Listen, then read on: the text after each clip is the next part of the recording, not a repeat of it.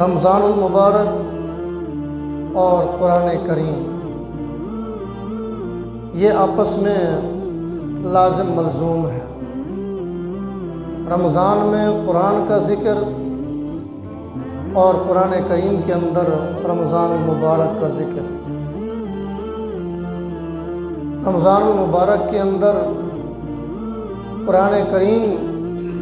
کا اجر، قرآن کریم کے پڑھنے کا ثواب بڑھ جاتا ہے، اور قرآن کریم یہ اللہ کا کلام ہے، اللہ کا ذاتی کلام ہے، اور اس پر اللہ تبارک و تعالیٰ نے اجر و ثواب بھی بہت رکھا ہے۔ جس طرح اللہ تبارک و تعالیٰ کی ذات بہت بلند ذات ہے، اللہ کی شان بہت بلند شان ہے، اسی طرح رب تعالیٰ کا جو کلام ہے قرآن کریم، اس کی عظمت بھی بہت بلند ہے، اس کی شان بھی بہت بلند ہے۔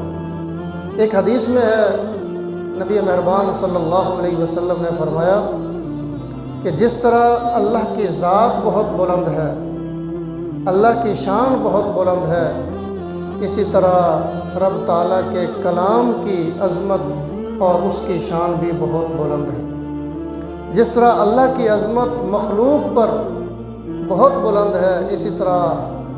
جتنے دنیا کے اندر اور کلام ہیں ان تمام کلاموں پر ایک کلام کی عظمت ہے، ایک کلام کی شان ہے، ایک کلام کی فوقیت ہے، اور وہ کلام کس کا ہے؟ رب العالمین کا۔ اگر ہم رمضان المبارک کے مہینے میں اپنا تعلق قرآن کریم کے ساتھ جوڑ لیں اور قرآن کریم کو ہدایت کی کتاب صرف اعتقاداً عقیدتاً نہ مانیں، بلکہ عملاً بھی ہم قرآن کریم کو ہدایت کی کتاب سمجھ لیں اور اس سے ہدایت لینا شروع کر دیں، اس سے رہنمائی لینا شروع کر دیں، اور خشوع خضوع کے ساتھ اس کی تلاوت شروع کر دیں، اس کو پڑھنا شروع کر دیں، تو مجھے اللہ تبارک و تعالیٰ کی ذات سے امید ہے، بلکہ کامل یقین ہے کہ اللہ تبارک و تعالیٰ اس انسان کی زندگی کو ضرور بدل دیں گے۔ اگر کسی نے اپنی زندگی کو بدلنا ہے، تجربہ کر کے دیکھ لیں، آج سے ہی نیت کر کے دیکھ لیں کہ ہم نے اس رمضان المبارک میں قرآن کریم کے ساتھ تعلق کو بڑھانا ہے، اس سے ہم نے ہدایت لینی ہے، اس سے ہم نے رہنمائی لینی ہے۔ یہ کتاب ہماری ہدایت کا ذریعہ ہے، یہ کتاب ہمارے لیے رہنمائی کا ذریعہ ہے، یہ روشن کتاب ہے، اس سے ہم نے روشنی لینی ہے۔ اس کو پڑھ کر ہم نے نیکیاں کمانی ہیں، اپنی نیکیوں کے اندر اضافہ کرنا ہے، اور اس کو پڑھ کر ہم نے رب تعالیٰ سے اجر و ثواب حاصل کرنا ہے، اور اس کو پڑھ کر ہم نے رب تعالیٰ سے اپنے لیے برکتیں، اپنے لیے رحمتیں حاصل کرنی ہیں۔ اگر اس نیت کے ساتھ ہم اس کو پڑھنا شروع کر دیں، اس سے ہدایت اور رہنمائی لینا شروع کر دیں، تو ضرور ہماری زندگی بدل جائے گی۔ ہماری زندگی کے بدلنے کے لیے اللہ کا یہ کلام کافی ہے۔ ایک حدیث میں ہے، اللہ کے نبی صلی اللہ علیہ وسلم نے فرمایا کہ جس طرح لوہے پر پانی کے لگنے کی وجہ سے زنگ لگ جاتا ہے، لوہا زنگ آلود ہو جاتا ہے، اس پر زنگ لگ جاتا ہے، پھر اس کے زنگ کو اتارا جاتا ہے، اس کے زنگ کو صاف کیا جاتا ہے، سیکل کیا جاتا ہے، لوہا صاف کیا جاتا ہے، اس پر لگنے والے زنگ کو دور کیا جاتا ہے۔ اللہ کے نبی مہربان صلی اللہ علیہ وسلم نے فرمایا کہ اسی طرح دلوں پر بھی زنگ لگ جاتا ہے، دل بھی ہمارے زنگ آلود ہو جاتے ہیں، دل پر بھی سیاہ نقطے لگنا شروع ہو جاتے ہیں، دل ہمارے زنگ آلود ہو جاتے ہیں۔ صحابہ نے پوچھا، یا رسول اللہ صلی اللہ علیہ وسلم، دلوں پر جب زنگ لگ جاتا ہے تو اپنے قلوب کو، اپنے دلوں کو ہم کیسے صاف کریں، اپنے دلوں کو ہم کیسے پاک کریں، اس پر گناہوں کا جو میل کچیل لگ چکا ہے، اس میل کچیل کو ہم کیسے ختم کریں؟ نبی مہربان صلی اللہ علیہ وسلم نے فرمایا کہ دو چیزیں ہیں کہ ان کو اپنانے سے دلوں پر لگنے والے زنگ کو دور کیا جا سکتا ہے، اور وہ زنگ ختم ہو سکتا ہے، دل پاکیزہ ہو سکتے ہیں، پاک ہو سکتے ہیں، صاف ہو سکتے ہیں۔ اور وہ دو چیزیں کیا ہیں؟ فرمایا کہ پہلی چیز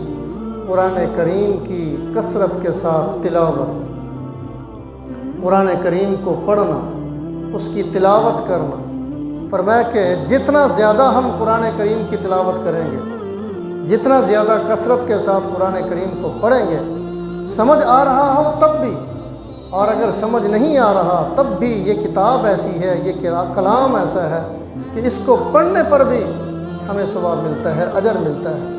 اور اس کے پڑھنے پر بھی ہمیں برکتیں حاصل ہو جاتی ہیں، ہمارے دلوں پر لگنے والا وہ زنگ دور ہو جاتا ہے۔ اس کی جتنی کثرت کے ساتھ تلاوت کریں گے، اتنا زیادہ ہمارے قلوب، ہمارے دل پاکیزہ ہوں گے، صاف ہوں گے۔ اور دوسری بات اللہ کے نبی صلی اللہ علیہ وسلم نے فرمائی کہ موت کو کثرت کے ساتھ یاد کرنا، مرنے کو یاد کرنا، اپنی موت کو یاد کرنا، آخرت کی فکر کرنا۔ فرمایا کہ اگر موت کو یاد کرو گے تو تمہارے دلوں میں لگنے والا جو زنگ ہے وہ آہستہ آہستہ اترنا شروع ہو جائے گا، آہستہ آہستہ وہ ختم ہونا شروع ہو جائے گا۔ تو یہ قرآن کریم جو ہے یہ ہدایت کی کتاب بھی ہے، رہنمائی کی کتاب بھی ہے، اور حصول برکت کی کتاب بھی ہے، اجر و ثواب کی کتاب بھی ہے، اور یہ شفا یابی کی کتاب بھی ہے۔ اس سے شفا بھی حاصل ہوتی ہے، روحانی بیماریوں کے لیے بھی یہ شفا ہے، اور جسمانی بیماریوں کے لیے بھی یہ شفا ہے۔ یہ بات میں اپنی طرف سے نہیں کہہ رہا، خود قرآن ہمیں بتا رہا ہے، وَنُنَزِّلُ مِنَ الْقُرْآنِ مَا هُوَ شِفَاءٌ، وَنُنَزِّلُ مِنَ الْقُرْآنِ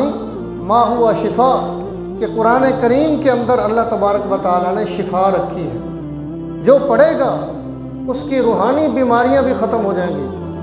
اور اس کو جسمانی بیماریوں سے بھی شفا مل جائے گی۔ رب تعالیٰ نے سورہ یونس میں ایک اور جگہ پر فرمایا، یا ایھا الناس قد جاءتکم موعظۃ من ربکم وشفاء لما فی الصدور، کہ تمہارے پاس ایک کتاب آئی ہے جو ہدایت کا باعث ہے، ایک نصیحت ہے، ایک نصیحت نامہ ہے، ایک نصیحت نامہ اللہ تعالیٰ نے تمہیں عطا فرمایا ہے، وشفاء لما فی الصدور، اور تمہارے دلوں کے اندر جو بیماریاں ہیں، روحانی بیماریاں ہیں یا جسمانی بیماریاں ہیں، تمہارے جسم کو لگنے والی جو بیماریاں ہیں یا دل کو لگنے والی جو بیماریاں ہیں، فرمایا کہ ان تمام بیماریوں کے لیے یہ قرآن کریم شفا کا بھی باعث ہے، شفا کا بھی ذریعہ ہے۔ اس کی تائید قرآن پاک میں تو یہ بات صراحت کے ساتھ آ گئی کہ یہ کلام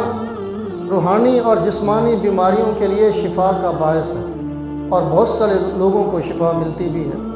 بہت سارے لوگ اپنا تجربہ بھی بتاتے ہیں کہ جب سے ہم نے اپنا تعلق قرآن کریم کے ساتھ جوڑا ہے، جب سے ہم نے اپنے آپ کو قرآن کریم کے ساتھ منسلک کیا ہے، اس کی تلاوت شروع کی ہے، کثرت سے اس کو پڑھنا شروع کیا ہے، اللہ تعالیٰ نے روحانی بیماریوں سے بھی ہمیں بچا لیا ہے، اور جسمانی بیماریوں سے بھی رب تعالیٰ نے ہمیں شفا عطا فرما دی ہے۔ نبی مہربان صلی اللہ علیہ وسلم کا اپنا عمل بھی تھا، اور نبی مہربان صلی اللہ علیہ وسلم نے ارشاد بھی فرمایا کہ روزانہ رات کو سونے سے پہلے آخری جو 3 صورتیں ہیں، قل هو اللہ احد اور معوذتین، قل اعوذ برب الفلق، قل اعوذ برب الناس، ان 3 صورتوں کو اللہ کے نبی صلی اللہ علیہ وسلم روزانہ سونے سے پہلے پڑھا کرتے تھے، اور پڑھ کر اپنے ہاتھوں کو اس طرح جمع کر کے ان پر دم فرمایا کرتے تھے، پھونک مارا کرتے تھے۔ ان تینوں آیات، ان تینوں صورتوں کو پڑھ کر اپنے ہاتھ پر دم فرمایا کرتے تھے، اور ان ہاتھوں کو پھر پورے جسم پر پھیر دیا کرتے تھے۔ یہ عمل کون سی ہستی فرما رہی ہے؟ اللہ کے نبی فرما رہے ہیں۔ اللہ کے نبی صلی اللہ علیہ وسلم کا یہ معمول تھا، اس سے شفا ملتی ہے تبھی تو اللہ کے نبی صلی اللہ علیہ وسلم ایسا کیا کرتے تھے۔ اور اگر خدا نخواستہ شفا نہ ملتی ہوتی، جن اور شیاطین سے پناہ نہ ملتی ہوتی تو کیا نبی پاک صلی اللہ علیہ وسلم ایسا عمل فرماتے؟ نبی کی زندگی کا کوئی عمل ایسا نہیں ہے، نبی کی زندگی کا کوئی فعل ایسا نہیں ہے، کوئی کام ایسا نہیں ہے جو آپ نے دن کو کیا ہو یا رات کو کیا ہو اور وہ بے مقصد کیا ہو، فضول کیا ہو، ایسا آپ کا کوئی فعل کوئی عمل نہیں ہے۔ آپ روزانہ سونے سے پہلے ان تینوں صورتوں کو پڑھ کر اپنے جسم پر دم کیا کرتے تھے اور یقین کے ساتھ دم کیا کرتے تھے۔ امت کو بھی آپ نے اس کی تلقین فرمائی ہے، تعلیم دی ہے۔ اس سے معلوم ہوا کہ یہ قرآن کریم شفا کا کیا ہے، باعث ہے، اس کلام سے لوگوں کو شفا ملتی ہے، یہ شفا کا کیا ہے، ذریعہ ہے۔ ایک اور حدیث میں ہے، حضرت ابو سعید خدری رضی اللہ تعالیٰ عنہ صحابی رسول ہیں، بڑے صحابہ میں ان کا نام آتا ہے۔ حضرت ابو سعید خدری رضی اللہ تعالیٰ عنہ فرماتے ہیں کہ ایک مرتبہ ہم چند رفقا، چند ساتھی مل کر ہم سفر میں جا رہے تھے تو چلتے چلتے رات کا وقت ہو گیا۔ راستے میں ایک بستی آئی، شام کا وقت ہو گیا تو ہم نے سوچا کہ اس بستی میں رات کو قیام کریں گے، صبح کے وقت پھر یہاں سے ہم سفر کے لیے روانہ ہو جائیں گے۔ تو رات کو ہم اس بستی میں قیام کرنے کے ارادے سے جب ان کے پاس پہنچے، بستی والوں کے پاس، اور ہم نے ان سے تقاضا کیا کہ ہم نے یہاں رات کو رہنا ہے اور ہمیں بھوک بھی لگی ہے، کھانا بھی کھانا ہے، اس لیے تم ہمیں کھانا کھلاؤ۔ بستی والوں نے انکار کر دیا اور کہا کہ نہیں، ہم آپ کو یہاں نہ رہنے کی اجازت دیں گے اور نہ ہم آپ کو کھانا کھلا سکتے ہیں۔ اب یہ مسافر تھے، اجنبی تھے، یہ بستی کے باہر ایک کونے پر انہوں نے پڑاؤ ڈالا، خیمے نصب کیے اور رات وہاں بسر کرنا شروع کر دی۔ آدھی رات کا جب ٹائم ہوا تو بستی والے ان کے پاس آئے، حضرت ابو سعید خدری اور ان کے رفقا کے پاس آئے اور ان سے آ کر گزارش کی کہ ہمارے قبیلے کا جو سردار ہے، ہماری بستی کا جو رئیس ہے، اس کو کسی زہریلی چیز نے ڈس لیا ہے اور وہ اس زہر کے اثر سے تڑپ رہا ہے، وہ تکلیف کے اندر مبتلا ہے۔ ہم جو ٹوٹکا کر سکتے تھے وہ ہم نے کیا، اور ہم ایسے موقع پر جو علاج کیا کرتے ہیں، دیسی علاج کرتے ہیں، وہ ہم نے کر لیا ہے، لیکن اس کو تکلیف میں افاقہ نہیں، اس کا درد ختم نہیں ہو رہا اور لمحہ بلمحہ اس کی تکلیف بڑھتی جا رہی ہے اور وہ درد کی تکلیف کے اندر کرا رہا ہے۔ اس لیے تم مسافر ہو، اجنبی ہو اور شکل و صورت کے اعتبار سے بہت زیادہ شریف نظر آتے ہو، اگر تمہارے پاس کوئی علاج ہے تو آپ پلیز تشریف لیں، مہربانی آپ تشریف لیں اور ہمارے سردار کا علاج کریں تاکہ وہ تکلیف سے باہر نکلے۔ اب حضرت ابو سعید خدری رضی اللہ تعالیٰ عنہ اس قافلے کے سردار تھے، انہوں نے کہا کہ جی ہمارے پاس علاج موجود ہے، لیکن ہم مفت میں کرنے کے لیے تیار نہیں، اس لیے کہ ہم نے آپ سے کہا تھا کہ ہمیں اس بستی میں آپ رہنے دیں، رات گزارنے دیں، اور ہم بھوکے ہیں، ہمارے رفقا بھوکے ہیں، آپ ہمیں کھانا کھلا دیں۔ آپ نے صاف صاف انکار کر دیا، اب تمہیں ہماری ضرورت پڑ گئی ہے تو اب ہم تمہارے سردار کا علاج مفت میں نہیں کریں گے، اگر تم نے ہم سے علاج کروانا ہے تو ہمیں کچھ معاوضہ دینا پڑے گا۔ ان لوگوں نے کہا کہ جی کیا آپ معاوضہ لیں گے؟ حضرت ابو سعید خدری رضی اللہ تعالیٰ عنہ نے فرمایا کہ بھئی 30 بکریاں لوں گا اور تمہارے سردار کا علاج کروں گا، انشاءاللہ وہ ٹھیک ہو جائے گا۔ اب آدمی جب بیمار ہو، تکلیف میں ہو اور تکلیف کی بھی شدت ہو تو ایسے موقع پر علاج کرانے کے لیے تو وہ سب کچھ دینے کے لیے بھی کیا ہو جاتا ہے، تیار ہو جاتا ہے۔ تو وہ سب لوگ آمادہ ہو گئے کہ جی ٹھیک ہے، ہم 30 بکریاں دینے کے لیے تیار ہیں۔ حضرت ابو سعید خدری رضی اللہ تعالیٰ عنہ وہاں تشریف لے گئے اور سردار کو دیکھا، اس کو چیک کیا کہ وہ بیمار ہے، تکلیف کے اندر مبتلا ہے اور درد کی تکلیف سے وہ کرا رہا ہے۔ حضرت ابو سعید خدری رضی اللہ تعالیٰ عنہ نے اس کے ماتھے پہ ہاتھ رکھا اور سورۃ الفاتحہ پڑھنی شروع کر دی۔ بسم اللہ کے ساتھ 7 مرتبہ حضرت ابو سعید خدری رضی اللہ تعالیٰ عنہ نے سورہ فاتحہ پڑھی، پڑھ کر اس پر دم کیا اور وہ شفا یاب ہو گیا، اس کا درد ختم ہو گیا، اس کی تکلیف ختم ہو گئی۔ حضرت ابو سعید خدری اپنے رفقا کے ساتھ 30 بکریاں لے کر اپنے خیمے میں واپس آئے اور فرمایا کہ دیکھو اللہ تبارک و تعالیٰ جب دیتے ہیں تو کس انداز سے دیتے ہیں۔ ہمیں صرف کھانے کی ضرورت تھی، ہمیں صرف رات کے کھانے کی، رات کی روٹی کی ضرورت تھی، اور اللہ تبارک و تعالیٰ نے اتنا بڑا انتظام کر دیا ہے کہ 30 بکریاں ہمیں عطا فرما دی ہیں۔ تو دینے والے کون ہوتے ہیں؟ اللہ۔ رزق دینے والا کون ہے؟ اللہ۔ جب انسان اللہ سے مانگتا ہے اور اللہ سے لو لگاتا ہے، اللہ سے اپنا تعلق جوڑتا ہے، تو اللہ تعالیٰ بے حد و حساب ایسی جگہ سے بھی رزق عطا فرماتے ہیں جہاں وہم و گمان بھی نہیں ہوتا۔ حضرت ابو سعید خدری رضی اللہ تعالیٰ عنہ یہ بکریاں لے کر واپس آئے تو آپس میں مشورہ ہونے لگا کہ اب ان کا ہم کیا کریں۔ بکریاں تو انہوں نے ہمیں دے دی ہیں، لیکن یہ کیا اب ہمارے لیے حلال ہیں، جائز ہیں یا نہیں ہیں؟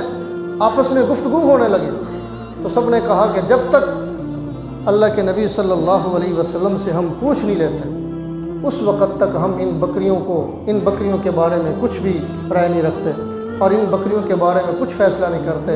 جب تک اللہ کے نبی صلی اللہ علیہ وسلم ہمیں اجازت نہیں دے دیتے۔ چنانچہ یہ قافلہ واپس آیا، نبی کریم صلی اللہ علیہ وسلم کی خدمت میں حاضر ہوئے اور پوچھا یا رسول اللہ صلی اللہ علیہ وسلم اس طریقے سے ہمیں یہ بکریاں ملی ہیں، کیا یہ ہمارے لیے جائز ہیں؟ کیا یہ ہمارے لیے حلال ہیں؟ نبی مہربان صلی اللہ علیہ وسلم دل لگی بھی فرمایا کرتے تھے۔ ہمارے نبی خوش طبی بھی فرمایا کرتے تھے، خوش مزاج کے نبی تھے، سخت نبی نہیں تھے، خوش طبی بھی فرمایا کرتے تھے، دل لگی بھی فرمایا کرتے تھے۔ ابو سعید خدری رضی اللہ تعالیٰ عنہ سے فرمایا کہ ابو سعید میرا بھی حصہ نکالو، ان بکریوں میں میرا بھی حصہ نکالو، مجھے بھی کچھ دو۔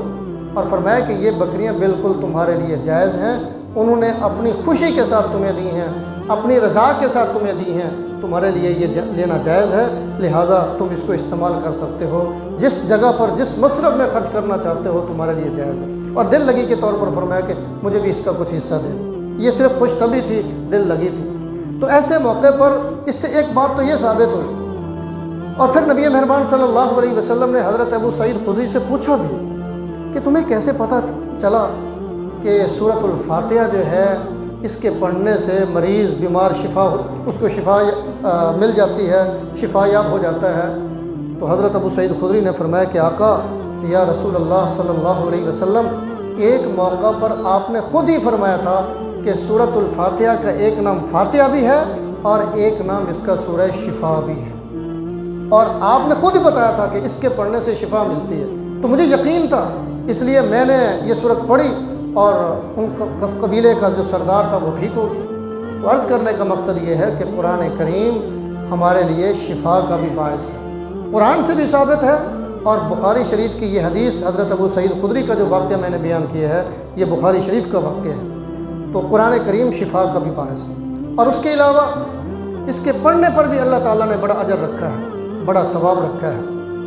ایک حدیث میں اللہ کے نبی صلی اللہ علیہ وسلم نے فرمایا کہ جو آدمی قرآن کریم کا صرف ایک حرف پڑھتا ہے، ایک حرف پر رب تعالیٰ اس کو 10 نیکیاں عطا فرماتا ہے۔ اور پھر فرمایا کہ الف لام میم یہ صرف ایک حرف نہیں ہے بلکہ یہ 3 حرفوں کا مجموعہ ہے، 3 حرفوں کا مجموعہ ہے۔ الف حرف، لام حرف، میم حرف۔ الف علیحدہ حرف ہے، لام علیحدہ حرف ہے، میم علیحدہ حرف ہے۔ فرمایا کہ جو شخص صرف ایک مرتبہ الف لام میم پڑھتا ہے رب تعالیٰ اس کو 30 نیکیاں عطا فرماتے ہیں، 30 نیکیاں اس کے نامہ اعمال کے اندر ذخیرہ ہو جاتی ہیں، جمع ہو جاتی ہیں۔ تو اگر صرف الف لام میم پر 30 نیکیاں ملتی ہیں تو آپ اندازہ لگائیں ایک آیت پر کتنی نیکیاں ملیں گی، ایک رکوع پر کتنی نیکیاں ملیں گی، ایک پاؤ پڑھنے پر کتنی نیکیاں، اور ایک سپارہ پڑھنے پر، ایک سورت پڑھنے پر کتنی نیکیاں ہمیں ملیں گی۔ اور پھر اللہ تبارک یہ کم سے کم مقدار ہے کہ ایک حرف پڑھنے پر 10 نیکیاں، یہ کم سے کم مقدار ہے، اور اس کی زیادہ مقدار کتنی ہے اس کا حساب اللہ تعالیٰ نے بیان ہی نہیں کیا۔ ہو سکتا ہے کہ ایک حرف پر کسی کو اللہ تعالیٰ 1 لاکھ نیکیاں عطا فرما دیں، 2 لاکھ نیکیاں عطا فرما دیں، 1 کروڑ نیکیاں عطا فرما دیں۔ یہ اللہ کا دین، اللہ کی دین ہے، اللہ کی مرضی ہے، جس کو جس طرح نوازنا چاہیں وہ نواز سکتے ہیں۔ یہ رمضان المبارک کا مہینہ ہے، اس مہینے میں کلام پاک کے ساتھ، قرآن کریم کے ساتھ اپنے تعلق کو جوڑیے، اور زیادہ سے زیادہ پڑھنے کی کوشش کیجیے، اس شش و پنج کے اندر مبتلا نہ ہوئیے۔ ہمارا معاشرہ بھی بڑا عجیب معاشرہ ہے کہ جو قرآن کریم پڑھتا ہے اس کو بھی تانے دیے جاتے ہیں کہ بھئی سمجھتے تو تم ہو نہیں، سمجھ تو تمہیں آتی نہیں ہے، پڑھنے کا کیا فائدہ۔ اور جو سمجھ رہا ہے اور قرآن کریم کا ترجمہ پڑھ رہا ہے، غور و فکر کر رہا ہے، اس میں تدبر کر رہا ہے، اس کو بھی تانا دیا جاتا ہے کہ یار تم اس کی تلاوت تو کرتے نہیں۔ کہاں ہمارا معاشرہ کھڑا ہے؟ یعنی اعتدال کے ساتھ زندگی گزارنے کا ہمیں سلیقہ ہی نہیں کہ قرآن کریم کا ترجمہ پڑھنا، اس کا علم حاصل کرنا، اس کا فہم حاصل کرنا اور اس کے معنی مطالب کو جاننا، یہ بھی قرآن کریم کا ایک حصہ ہے۔ اس کی تلاوت کرنا، اس کے حروف کو پڑھنا، اس کی زیارت کرنا، اس کا بھی ایک علیحدہ حصہ ہے۔ اس پر بھی اجر و ثواب ملتا ہے اور ترجمہ معنی پڑھنے پر بھی اجر و ثواب ملتا ہے۔ وہ بھی علیحدہ کام ہے۔ جو وہ کام کر رہا ہے وہ بھی ٹھیک کر رہا ہے، اور جو قرآن کریم کی تلاوت کر رہا ہے اگرچہ اسے سمجھ نہیں آ رہی، وہ بھی برکت حاصل کر رہا ہے اور اجر و ثواب کما رہا ہے۔ امام احمد بن حنبل کا آپ نے مشہور واقعہ ہے، پڑھا ہوا ہے، سنا ہوا ہے کہ انہوں نے خواب دیکھا اور خواب میں اللہ تبارک و تعالیٰ کی زیارت کی۔ اللہ تعالیٰ کو دیکھا، اللہ تعالیٰ کی زیارت کی، اللہ تعالیٰ سے خود پوچھا کہ یا باری تعالیٰ، آپ تک پہنچنے کا سب سے مختصر جو راستہ ہے وہ کون سا ہے؟ اگر کسی نے یا رب آپ کے پاس پہنچنا ہو، آپ کا قرب حاصل کرنا ہو اور آپ کا قرب حاصل کرنا ہو، آپ کی محبت حاصل کرنی ہو، تو سب سے شارٹ کٹ اور سب سے مختصر راستہ کون سا ہے؟ اللہ تبارک و تعالیٰ نے فرمایا کہ احمد، میرے قریب اگر آنا ہے، میرا قرب اگر پانا ہے اور میرے ساتھ تعلق قائم کرنا ہے، تو سب سے آسان ترین جو راستہ ہے وہ میرا کلام ہے۔ قرآن کریم کے ذریعے سے تم میرے قریب آ سکتے ہو، کلام پاک کو پڑھ کر تم میرا قرب حاصل کر سکتے ہو۔ امام احمد بن حنبل نے پھر سوال کیا کہ باری تعالیٰ، سمجھ کر ہم پڑھیں تب یہ قرب حاصل ہوگا، یا او بلا فہم، یا بغیر سمجھے بھی، بغیر مطلب جانے بھی کیا آپ کا قرب ہمیں حاصل ہو سکتا ہے؟ رب تعالیٰ نے فرمایا کہ جی ہاں، آپ سمجھ کر پڑھیں گے تب بھی میرا قرب نصیب ہو جائے گا، بغیر سمجھے بھی آپ قرآن کریم کی تلاوت کریں گے تب بھی میرا قرب نصیب ہو جائے گا۔ امام اعظم ابو حنیفہ رحمۃ اللہ علیہ رمضان المبارک کے اندر 61 قرآن پاک کا ختم کیا کرتے تھے۔ دن کو علیحدہ قرآن کریم کا ختم ہوتا تھا، رات کو علیحدہ قرآن کریم کا ختم ہوتا تھا، تراویح میں علیحدہ قرآن کریم کا ختم ہوتا تھا۔ امام شافعی رحمۃ اللہ علیہ، ان کے بارے میں بھی یہی آتا ہے کہ 60 قرآن کریم رمضان المبارک کے اندر ختم فرمایا کرتے تھے۔ تو یہ مہینہ جو ہے یہ قرآن کا مہینہ ہے، اللہ کے کلام کا مہینہ ہے۔ اس لیے ایک مرتبہ بیٹھے بیٹھے یہاں نیت فرما لیں کہ انشاءاللہ ہم نے اس ماہ مبارک کے اندر بہت سارے قرآن کریم کے ختم کرنے ہیں۔ آپ یہ نیت کر لیں گے، قرآن کو پڑھنا شروع کر دیں گے، ثواب تو ملے گا ہی، برکت بھی ملے گی، لیکن اس کے ساتھ ساتھ انشاءاللہ رمضان المبارک کے اختتام پر آپ خود محسوس کریں گے کہ آپ کی زندگی کے اندر بہت زیادہ تبدیلی آ چکی ہوگی، آپ کو روحانیت حاصل ہو چکی ہوگی۔ اللہ ہم سب کو عمل کی توفیق عطا فرمائے۔